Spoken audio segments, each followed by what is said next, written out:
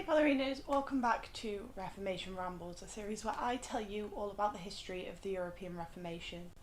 If you find history as fascinating as I do, I highly recommend you subscribe, because I make videos like these all of the time. Today I want to discuss a pope who held an Ottoman prince captive and fought against witchcraft in Germany, all while doing some very questionable things himself.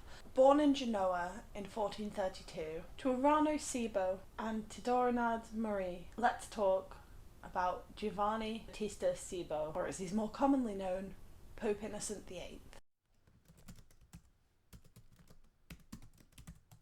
Part 1. Climbing the church rankings. Giovanni's father, Urano, was the Viceroy of Naples and a senator in Rome under Pope Calixtus III, so Giovanni spent his earliest years on the Neapolitan court. Whilst there, he became a canon of the Cathedral of Capua, and he was given the priory of St. Maria d'Arba. In 1458, King Alfonso of Aragon and Naples died, and friction between Giovanni and the Archbishop of Genoa just reached insufferable levels. So he resigned as canon of the cathedral and just went to Poduk, and then to Rome to further his education. Whilst in Rome, he became a priest under Cardinal Calandrini, who was the half-brother of Nicholas V. They really loved to keep it in the family in the Catholic Church in the medieval times. And possibly in part down to these connections, in 1472 he was made Bishop of Savannah by Pope Paul II, which he later just kind of traded for the bishopric of Malfetta, which didn't realise it was a swapsies situation, but here we are. The Catholic Church in the 15th century was notoriously corrupt, and that will be a reoccurring theme. In 1473, with support from Giuliano della Rovere, who would later become Pope Julius II, Pope Sixtus IV made Giovanni a cardinal. Big promotion for a guy who can't just stick to the job he's given. Now, Giovanni would succeed Pope Sixtus, but not without some major drama. The Papal Conclave of 1484 was rife with factions, and just to spice it up a little bit, local people were literally rioting in the streets. On the 13th of August, a mob actually attacked and sacked the palace of the dead Pope's nephew. Cardinal Giuliano Rovere really wanted to prevent the Venetian treasurer of the Sacred College of Cardinals, Cardinal Burbo, from becoming pope, mostly for his own political gain. So the night before the election, when all of these cardinals have retired for the night, they've gone off to their rooms, and Cardinal Borgia visited and secured the votes of a multitude of cardinals for Giovanni. They basically did this by promising them all kinds of benefits if he got elected. Money, power, land, anything they wanted really. Straight up bribery, very much against the rules of electing a pope. Didn't stop them, still happened. Now allegedly, and we'll probably never be able to confirm or deny this, but it was a persistent rumour, Cardinal Giuliano secretly met with Cardinal Barbo, the guy he effectively steamrolled by bribing everyone, and offered to secure him more votes if he'd just give him a really nice palace. But Barbo refused because this was literally Simony. Simony was buying church offices, and he was worried that the sort of papal conclave would be declared illegitimate if anyone found out. And then that exact method lost the election for him. Sorry Barbo, you seem like one of the good guys here. So as a result, a lot of people think him rigging the election was just spite, and it would have been very easy for him to get Cardinal Borgia on side, because he disliked Barbo and he wanted to block his election anyway. So after all of this, on the 29th of August 1484, Giovanni became Pope Innocent VIII. And let me tell you, this guy was far from innocent. Part 2. Holding a prince hostage. No, I'm not joking. One of the first things Innocent did when he came into power was to address a summons to all of Christendom asking them to unite in a crusade against the Ottoman Empire.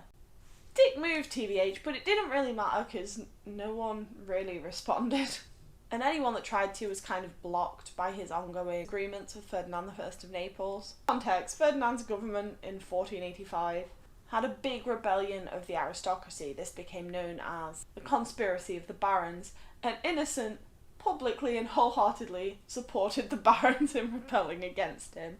So they had beef. In 1489, Innocent actually excommunicated Ferdinand of Naples, kickstarting a little skirmish that you may have heard of, called the Italian Wars, that would outlive Innocent by a tiny, measly 67 years.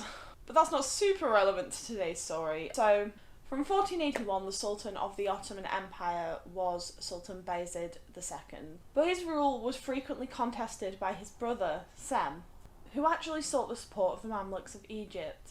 Even with that, he still lost to his brother's armies, at which point he started looking for protection. He fled to Rhodes and was held by the Knights Hospitalier.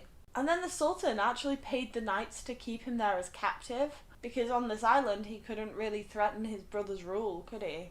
Sem was then sent to the castle of Pierre d'Aubusson in France, and Sultan Bayezid again paid his expenses, made sure he was kept there. And then in March of 1489 he was transferred to Innocent's custody, which proved really useful to Rome, because anytime Bayezid threatened to invade the Balkan states, they'd just threaten to release his brother and have to withdraw. And it worked every time. Bayezid actually paid Innocent 120,000 ducats up front, which was an insane income even for a pope at the time. He also gave him a relic of the Holy Lance and paid him an additional 45,000 ducats every year. This is a lot more than what he would be spending on just sort of feeding and looking after Sem. This was a profit, like a huge profit for him. Sem would eventually die in Capua on the 25th of February 1495, having outlived one of his most prevalent captors. Part 3. Kramer, Witchcraft and Heresy. On the 5th of December 1484, Innocent issued a papal bull called the Summis Desiderantes.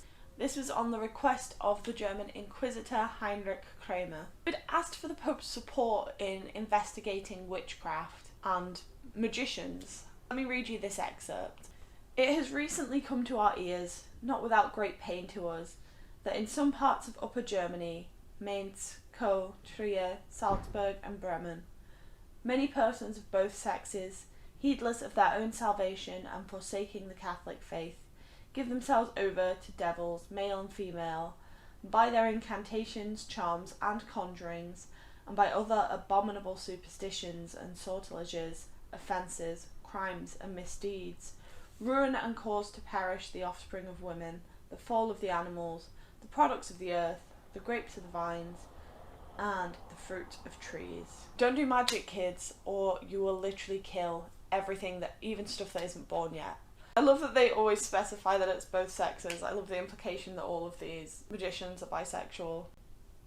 It's definitely not what was intended from the text, but that's how I'm reading it, as a massive queer. Now, the bull provided Kramer with permission to prosecute people for witchcraft in Germany. A lot of people think this was an entirely political move, isn't it always? Kramer's local ecclesiastical authorities disputed his authority to work within their diocese, and so they refused to help him prosecute these witches. So he went straight to the Pope. The Pope helped him, and he still did not get the support he needed to really effectively go on a witch hunt in Germany.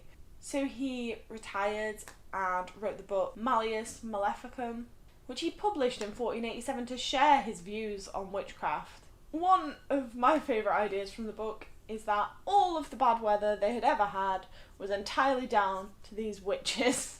It wasn't just weather, the witches were causing the bad weather.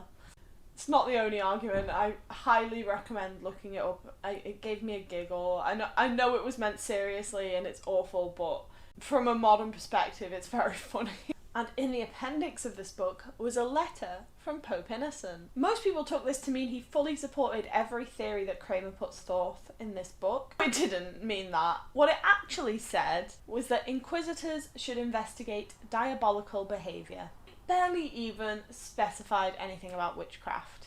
Having said that, Innocent clearly did support inquisitions and inquisitors. He actually appointed the Spanish Inquisition's first Inquisitor General, Tomás de Torquemada, who we've talked about on this channel before. I'll put a link to the video up there.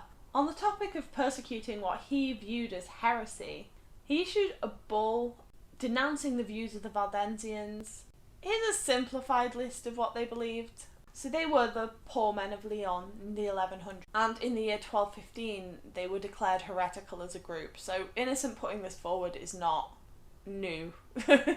He's following from what other popes have done for a couple hundred years. They were mostly declared heretical because they refused to recognise their local bishop's power over what they were preaching, which quite frankly is fair enough because most of these bishops were corrupt as hell, were not following the Bible themselves. Actually, their interpretation of the Bible were probably a more effective reflection what the religion was supposed to be.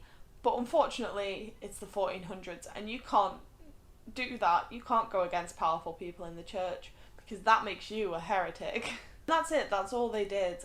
They didn't believe everything the bishop said, so they were heretical and deserved to die. At least Innocent thought so. So he offered indulgences, which were like your fast track ticket to heaven.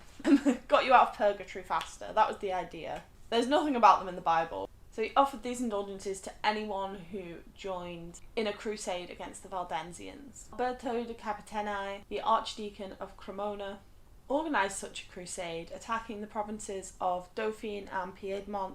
And then Charles I, Duke of Savoy, actually interfered. Because these were his lands, the Valdensians just happened to be living there. But it was too late by the time he stepped in. The area was devastated and most of the Valdensians actually fled to either Provence or Italy. Now later a peace between the Valdensians and the Catholic Church was actually reached by the theologian Angelo Coletti di Chavazza and the Bishop of Moriana. This would happen in 1491. And another thing on the top of heresy, he's big into book banning. In 1486, for example, Innocent was convinced that just 13 out of the 900 theses of Giovanni Piccadella Mirandella were heretical, and the book was banned and withdrawn, and a lot of them were destroyed. Part 4, Simony, Promotions and Saints. For most of Innocent's rule, the papal treasury was depleted. So he just started to create new church offices and give them to the highest bidder. Money really could buy you anything in the 1400s. He also named 2 saints, Catherine of Vadstena in 1484 and Leopold III in 1485. He named 8 new cardinals in one sitting on the 9th of March 1489. 3 of these were like in secret ones, so it wasn't announced who the cardinals were, and one of those 3 would go on to become Pope Leo X. So it didn't stay a secret forever. Innocent VIII was not so innocent. He had 2 illegitimate children before he even entered the clergy, to whom his nepotism was as lavish as it was shameless. In 1487, he'd have his eldest son married into the powerful Medici family by basically offering a cardinal's hat. And Innocent is kind of remembered as the first pope to really acknowledge and promote his illegitimate children. Part 5, Death and Possible Blood Drinking. And look, the title of the video is not a lie, we'll get to it. By July of 1492, Innocent was very skinny. He had become an inert mass of flesh, incapable of assimilating any nourishment but a few drops of milk from a young woman's breast. Yet a wet nurse was provided to him because he thought he would do better if he could get milk directly from the source. Soon after this sort of idea of him was starting to spread around, he did develop a fever and die. But the fever is a source of much controversy. Now I feel the need to point out, we don't know if what I'm about to say happened. It's a very popular rumour, but rumours spread like wildfire back then. So it's not necessarily true, but it's an interesting thought at the very least. Some believe that in the final days of his life, Innocent VIII drank blood that was drawn from 3 10-year-old boys. Now the rumour goes that all 3 of these boys actually died from the process because bloodletting in the 1400s is not done safely, and quite frankly it's probably taking an obscene amount if he did do this. He believed that their young, healthy blood would keep him alive longer. This wasn't an unheard of rumour, but I mean, the ethics of this alone would put any normal person off, right? And it made no difference. Some people say he drank the blood, some people say it was kind of like injected into him somehow. A lot of people think that his fever that killed him was his body rejecting this blood as like a foreign body. So, if this did happen, these children died for fucking nothing. It may have actually killed him. It's very gross, but it is one of the most prevalent rumours around Innocent VIII, and I couldn't describe his life without describing this aspect of his death, because it is heavily how he's remembered. Innocent was initially buried in the oratory of Our Lady in the old St. Peter's Basilica. His tomb was crafted by Antonio del Polivolo. It was completed just before his death in February. And in around 1507, his tomb was moved to the Shroud aisle, adjacent to the Chapel of the Holy Lance. An inscription on it reads, in Latin, but this is the translation, "During his pontificate, the glory of the discovery of the New World." Now, Innocent actually died before Columbus's first known expedition to the Americas. So, I personally think this is an error from later. But there's another theory that actually Columbus had an earlier expedition that we don't know about, and that's when he actually discovered the Americas. Because he didn't die long before his known expedition. But like I say, I just think it's a historical inaccuracy because the tomb has a few of them. His death is actually listed as 1497 instead of 1492, so if a misinformed person was creating this inscription, going off the information they were given, then you would assume that he was alive when Columbus discovered the New World, and I think that's more likely. So yeah, they kind of messed up his grave. And that's the story of Pope Innocent VIII. I really hope you enjoyed this. If you did, please give me a cheeky like and subscribe. Let me know in the comments if I touched on anything you'd like to hear more about. What do you think of Innocent? Do you think he killed those kids? Do you think he drank their blood? I wouldn't put it past him, you know? He doesn't give off good vibes as a human. And I'll see you guys soon. Bye!